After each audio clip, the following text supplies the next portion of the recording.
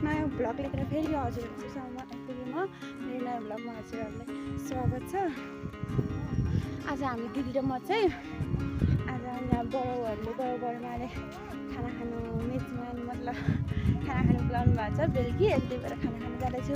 आजको मौसम चाहिँ यस्तो छ गाइस, धुम्म छ, पानी परिरहेको छ, अहिले चाहिँ गइरहेको छ अनि चिसो हावा चलिरहेको छ मन्द मन्द होइन।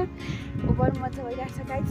मलाई चाहिँ दिदीहरू चाहिँ अगाडि हुनुहुन्छ गाइस, ओभर मजा भइरहेको छ, चिसो हावा आएर दिदीहरू यता हुनुहुन्छ।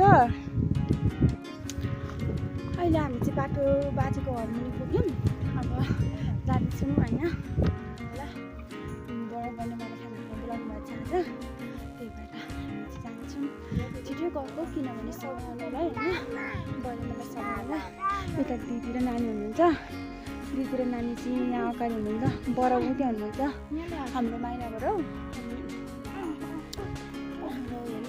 हाम्रो मकै बारीहरू हेर्नु, हाम्रो पहाड यस्तो छ, धुम्म छ आज, वरिपरि पहाड छ होइन। हामी बाजेको घरमा पुग्यौँ अनि हेर्नु न गाइस, यो चाहिँ हाम्रो बाजेहरूको बारी हो। हामीले गर्थ्यौँ, अहिले चाहिँ मम्मी बाबा मात्रै हुनुहुन्छ नि त पहाडमा, त्यही भएर मम्मी बाबाले नसकेकोहरू चाहिँ अरूलाई दिनुभएको छ गर्नुलाई होइन। अनि सक्यो जति चाहिँ गर्नुहुन्छ, त्यही हो। अरू त सबै त्यस्तै हो गाउँघरमा होइन। अहिले चाहिँ गाइस म चाहिँ दिदी चाहिँ यहाँ अगाडि हुनुहुन्छ, दिदी चाहिँ हामी चाहिँ बाजेको घरमा पुग्यौँ, अलिक माथि बाजेको घर होइन। हावा चिसो आइरहेको छ गाइस, मजा भइरहेको छ यस्तो सिनहरू, रमाइलो भइरहेको छ। बाजे कति सफा भइरहेछ नि। मौसम सफा भइरहेको छ आज है दिदी। आज चाहिँ बाजेको घर पुग्यो, अहिले चाहिँ छेउमा बाजेको घरको छेउमा पुग्यो होइन गाइस। यो चाहिँ हाम्रो बाजेको घर हो अनि यो चाहिँ हाम्रो बारी हो। अन्त बाजे बोजू बितेर जानुभयो, 8-9 वर्ष भइसक्यो होइन। बोजू बितेको चाहिँ 12 वर्ष भयो होला, 11-12 वर्ष भयो नि दिदी। बोजू बितेको नि, बाजे बितेको त 6-7 वर्ष त खोइ, त्यो अलिक धेरै भयो जस्तो लाग्यो होइन। यसरी गाइस भर्खर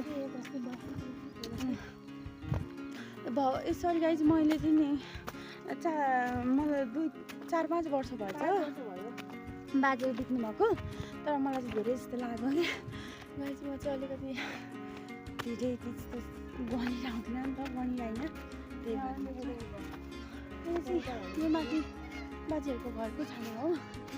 अहिले चाहिँ हामी यहीँसम्म आएको हो। सिनहरू यस्तो राम्रो छ, बारीहरू होइन।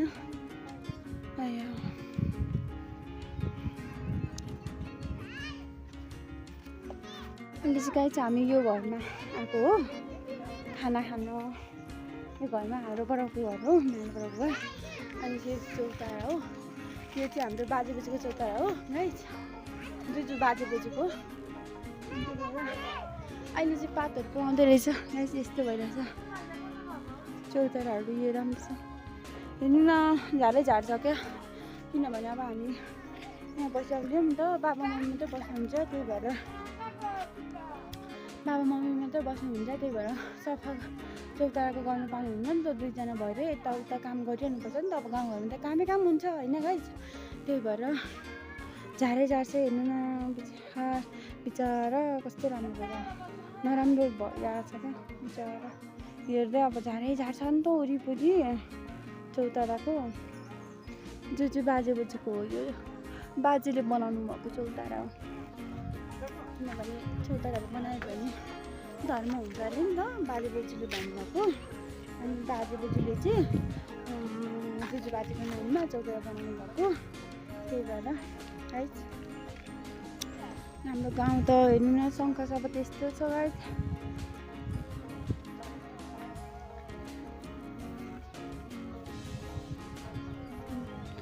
हामी चाहिँ पहिले चाहिँ बजार जाँदाखेरि हाम्रो हाट चाहिँ परको डाँडा जानु पर्थ्यो, त्यो परको डाँडामा जानु पर्थ्यो, किनभने अब नजिक थिएन नि त।